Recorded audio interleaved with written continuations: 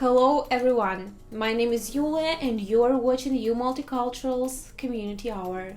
In this segment, we are talking about civic issues in Winnipeg, Manitoba. Today we are going to discuss family violence in Manitoba, general trends and resources. For this special episode, I invited Amrita Chavan. She is a communication specialist of Manitoba Association of Women's Shelters. They offer support training and advocacy services to the family violence shelters, who in turn support Manitobans in need of refuge from abuse. What is the first sign of domestic violence? Are there enough shelters for victims of domestic violence in Winnipeg? Keep watching the interview until the end to find out the answers to these and other questions. Hello, Amrita. Thank you very much for joining me on Community Hour today. Thanks for having me. Amrita, let's start from my very first question. Are there enough shelters for victims of domestic violence in Winnipeg? There is definitely a need for more spaces. We see that very often in the work that we do at the Manitoba Association of Women's Shelters. We support the shelters, the family violence shelters, and we know that there are, and many times during the year, the Winnipeg shelters become full. And then, of course, shelter staff will try to find spaces for people, sometimes in rural shelters, but then the rural shelters become full. So it does, especially around the holiday season, when intake numbers go up, it can be a very worrying situation for the shelters. And so we have known for quite some time that affordable and safe housing is a very urgent need. Where should people go if they face domestic violence? Who can help them?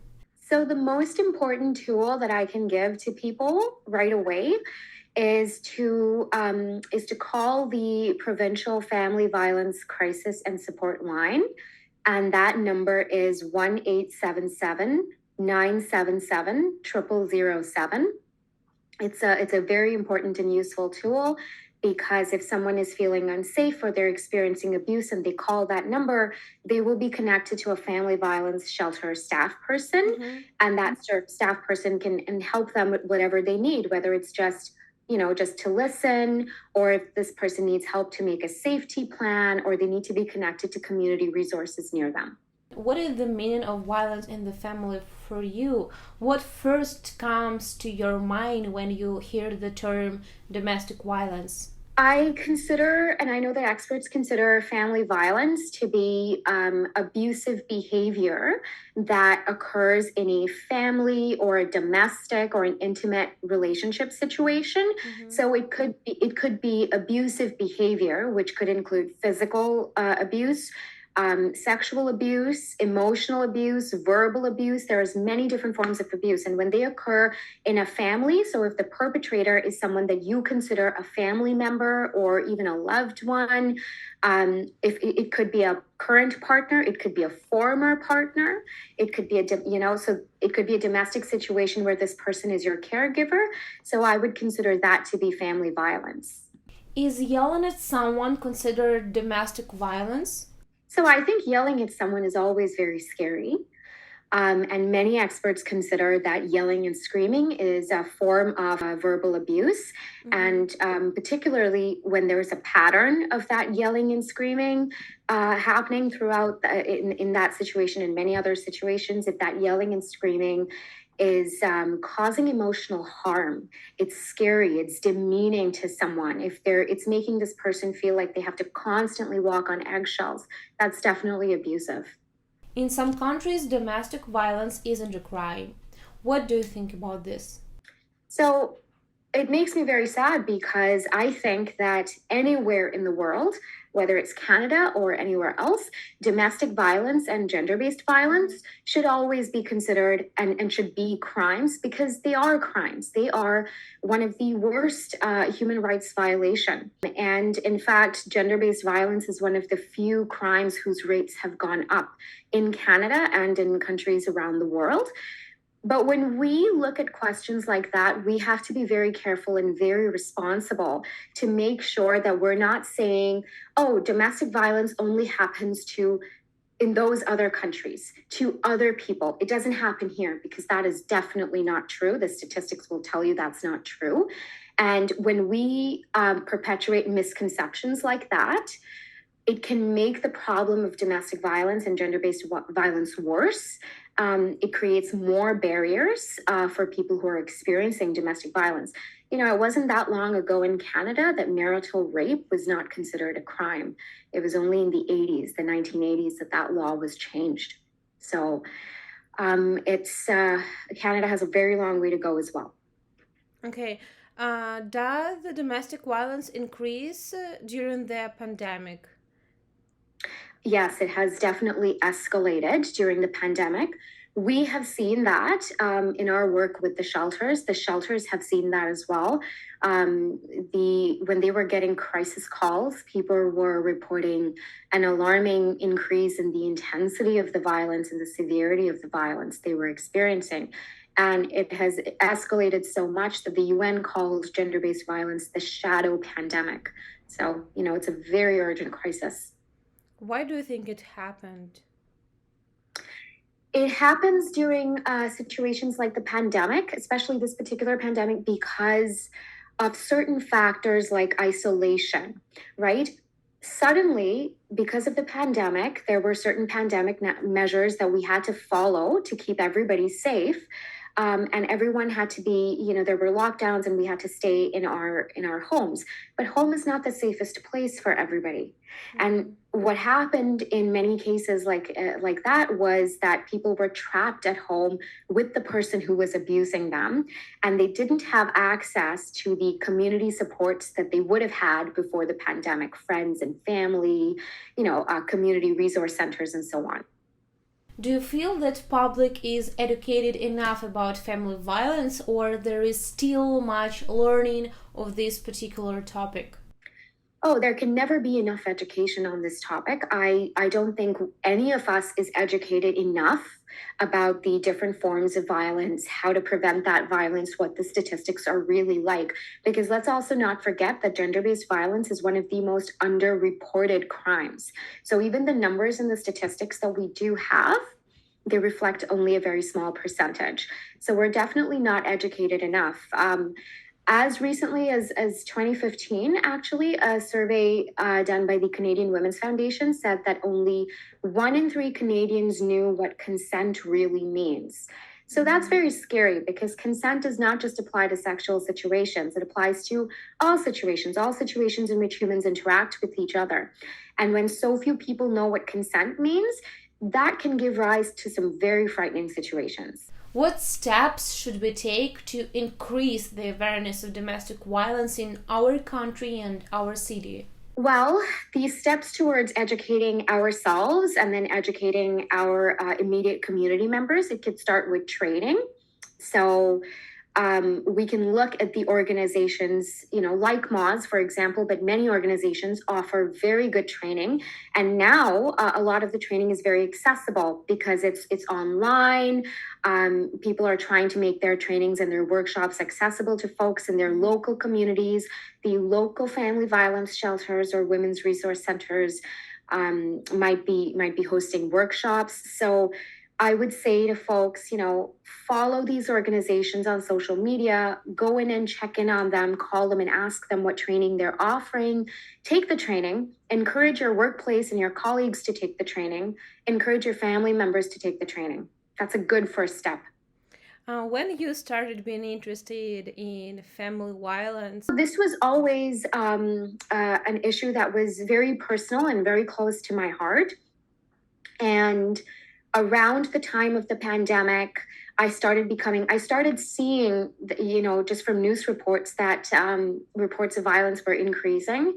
And I wanted to do more to change the issue, and I wanted to advocate. And so I started working with MAWS, and it was a great opportunity for advocacy and for, supporting survivors and standing with them. Are there any ways to end domestic violence? What is your personal perspective about this specific issue? So I personally think that domestic violence and gender-based violence, they are preventable. They're not inevitable problems.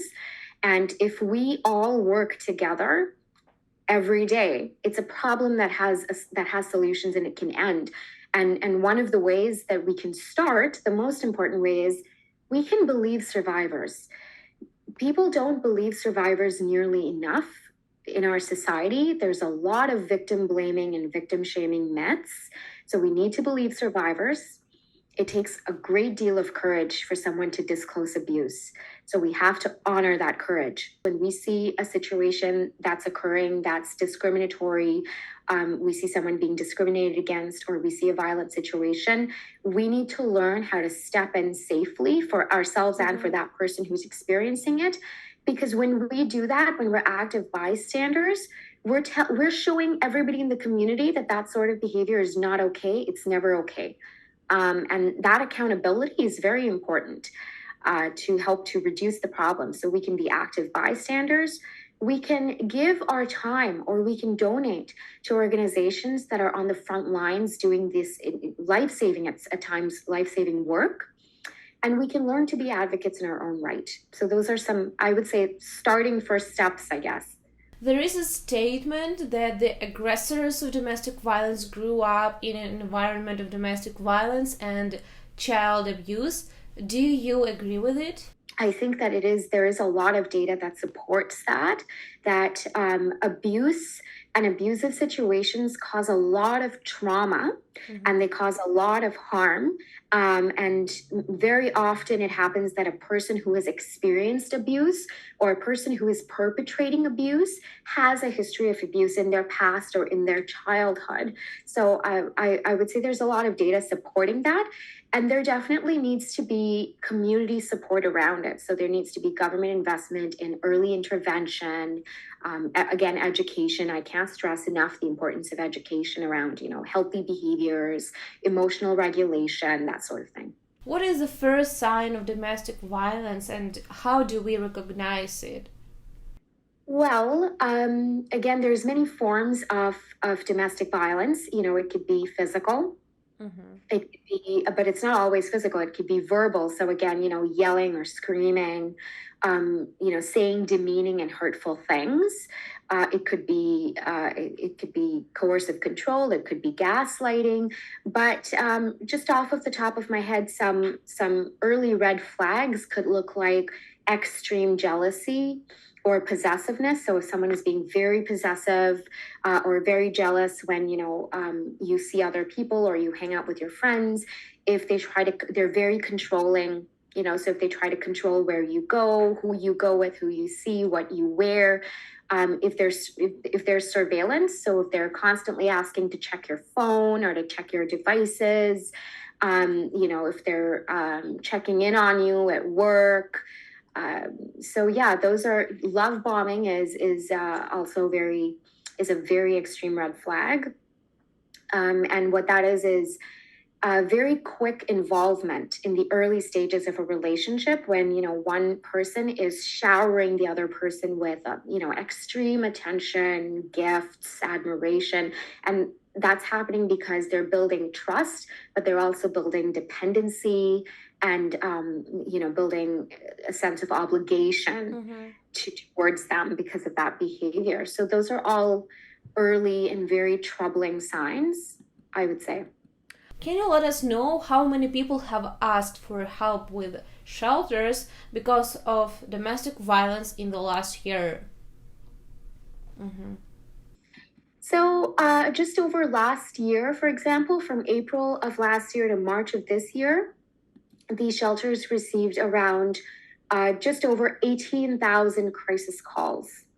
The year before that was just over 16,000 crisis calls. So, the number is very scary because it's increasing.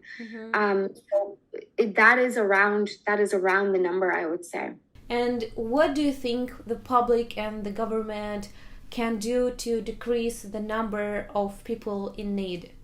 Well, each of us should be able to make it safe for people to disclose violence. So if a loved one comes to you or a friend comes to you and says they're in this unsafe situation, we've got to believe them.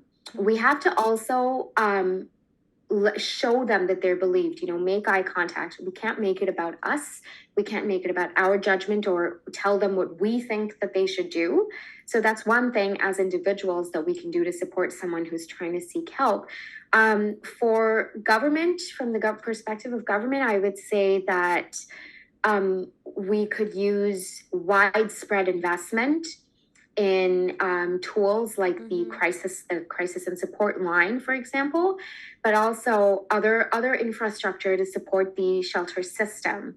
More investment in training, more investment in spaces, in more housing, more investment in the general infrastructure. All right, and just to wrap up, Amrita, why do you think victims of domestic violence stay in their relationship for so long? Yeah, I encounter that question a lot, and it always troubles me because victims in a violent relationship know their abuser best, and they know what their abuser is capable of. And victims in a violent relationship are actually all the time doing everything they can to minimize the violence. And the reasons why they stay they're very complex, but the most important reason is that abusers will go to extraordinary lengths to make sure that the victim does not leave. In fact, the most dangerous time for a victim of violence is during separation or post-separation, and the risk of homicide increases, not just to the victim, but to the victim's loved ones, their pets, their children, their family and friends. So someone who is experiencing violence knows this. They know what the abuser is capable of. Another reason that they might say is, again, it's simply not safe yet for them to leave. But other reasons could include financial reasons. They might be so financially controlled that they don't have the financial independence to be able to leave and to support themselves and their loved ones. They might not have a safe place to go. It might be such a barrier of stigma that they're not able to talk about the fact that they need help. They might not be able to recognize that this is an abusive situation and that they deserve to be safe and that they have the right to be safe yet. Everyone comes to that realization in their own time. They might not know which support resources are out there, whether there are safety tools that they can use. So there's a lot of reasons, but none of them are a reflection on the victim at all. So with that, we are going to conclude our today's discussion. Thank you very much, Amrita, for being here with us today. Thanks. Thank you, our audience, for joining us today. We hope you enjoyed. If you like the episode, please like, share, and subscribe to see our upcoming episode.